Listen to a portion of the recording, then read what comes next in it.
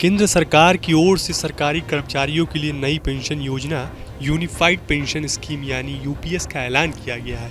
यह एक नई योजना है, इसे सरकारी कर्मचारी के लिए लाया गया है। इस स्कीम को 1 अप्रैल 2025 से लागू किया जाएगा। अब सरकारी कर्मचारियों को पेंशन पाने के लिए यूपीएस और न्यू पेंशन स्कीम यानी एनपीएस में से किसी एक विकल्प को चुनना होगा। वहीं कुछ राज्यों में सरकारी कर्मचारियों के लिए ओल्ड पेंशन स्कीम यानी ओपीएस भी लागू है। तो आइए समझते हैं कि यूपीएस, एनपीएस और ओपीएस में क्या अंतर है।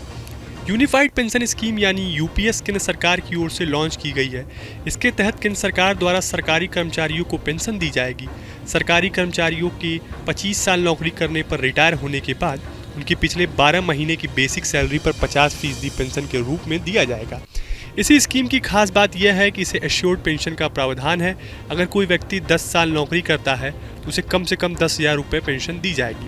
यूपीएस में फैमिली पेंशन का भी प्रावधान है। अगर रिटायरमेंट के बाद कर्मचारी की मृत्यु हो जाती है तो उसकी पेंशन का 60% हिस्सा परिवारजनों को मिलेगा। यूपीएस में रिटायरमेंट पर एकमुश्त ग्रेजुएटी से अलग यानी राशि भी दी जाती थी। इसकी गणना कर्मचारी के हर 6 महीने की सेवा पर मूल वेतन और महंगाई भत्ते के 10वें दिन के तौर पर किया जाएगा। हर 6 महीने की सेवा पर मूल वेतन और महंगाई भत्ते के 10वें हिस्से के तौर पर किया जाएगा। यूपीएस में रिटायरमेंट के बाद पेंशन बढ़ाने का भी प्रावधान है, जिसे इंडेक्सेशन से जोड़ा गया है। यूपीएस केवल सरकारी कर्मचारियों के लिए है। इसमें 23 लाख से ज़्यादा केंद्रीय सरकारी कर्मचारी लाभान्वित होंगे। हाल ही में यूपीएस लागू होने के बाद केंद्रीय मंत्री अश्विनी वैष्णव ने एक पोस्ट सोशल मीडिया पर डाला है, जिसके आधार पर हम आपको यूपीएस, एनपीएस और ओपीएस की तुलना करके आपको बताएंगे।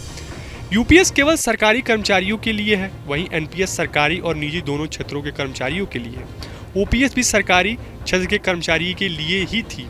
यूपीएस में पिछले 12 महीने की औसत बेसिक सैलरी का 50% हिस्सा रिटायरमेंट के बाद पेंशन के रूप में दिया जाएगा।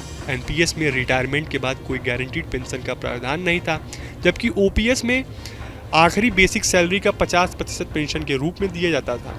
यूपीएस और ओपीएस एक सुरक्षित स्कीम है, वहीं एनपीएस शेयर बाजार से लिंक है।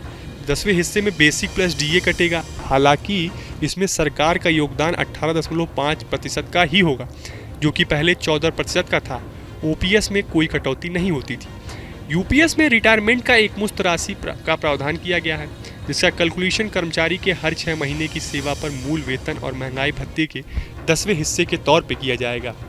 वहीं एनपीएस में कुल जमा राशि में से 60% रिटायरमेंट पर एकमुश्त निकाली जा सकती थी और 40% एन्युटी के लिए रखी जाती थी। यूपीएस और ओपीएस में पेंशन पाने के लिए कोई निवेश नहीं करना होता है, जबकि एनपीएस में फंड का 40% पैसा निवेश करना पड़ता था।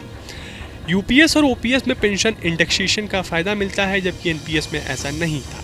यूपीएस में 10 साल नौकरी करने पर 10,000 रुपये प्रति महीने की पेंशन का प्रावधान है। एनपीएस में ऐसा कोई प्रावधान नहीं है, जबकि ओपीएस में 40% पेंशन कम्यूटेशन का प्रावधान था। तो आपको हमारा ये वीडियो कैसा लगा हमें कमेंट बॉक्स में जरूर बताएं। देश और दुनिया की तमाम और यूपी उत्तराखंड की हर छोटी बड़ी खबर के लिए न्यूज स्टेट चैनल को सब्सक्राइब करना ना भूलें। न्यूज नेशन अब व्हाट्सएप पर खबरों की ताजा अपडेट के लिए न्यूज नेशन के इस क्यूआर कोड को स्कैन करें।